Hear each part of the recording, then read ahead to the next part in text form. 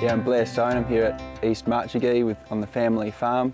We're in the medium rainfall zone, predominantly loamy soils to gravelly and some sandplain. So we've got a range of different things that we need to do with our soils with the varying soil types, but obviously we're deep ripping the lighter soils, which is the project for this year.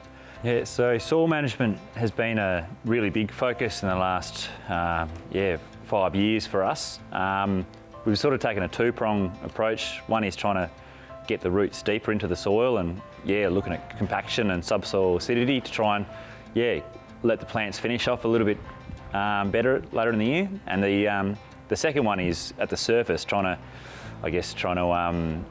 keep a bit more residue to try and create a bit better environment for the young seedlings and seeds to germinate in, and maybe keep the soil moisture a bit closer to the surface. So that's where we've been trying to focus our efforts in the last few years.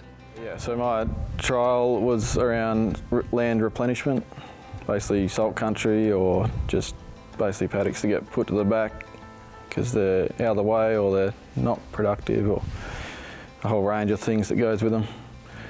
I've worked on a paddock of 60 hectares, which adds up, and we've done a range of cutting saltbush that's been overgrown for 10 years and ploughing that up so we can actually get in to do some cropping, and that will go into a rotation of crop and sheep.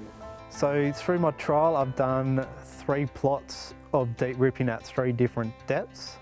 So the first trial was deep ripping at our old depth, so that's a sort of 300 to 450 mil. The second trial was trying to deep rip down to about the 500. The third one is trying to deep rip at 600 plus. I'm hoping through the most of the trial I've got to that depth, and then I've staggered that across 3 different trials, changing up each way I do it. Yeah, so the trial last year wasn't overly successful. We had a fairly low rainfall for the growing season, and that really made it difficult. No major wetting rainfall events to help with the germination on that salt-affected soil. So we really didn't see any noticeable difference between the control and the trial strips. This year, it's almost been the complete reverse with some fantastic rainfall. Germination's been fantastic across all trial strips, including the control.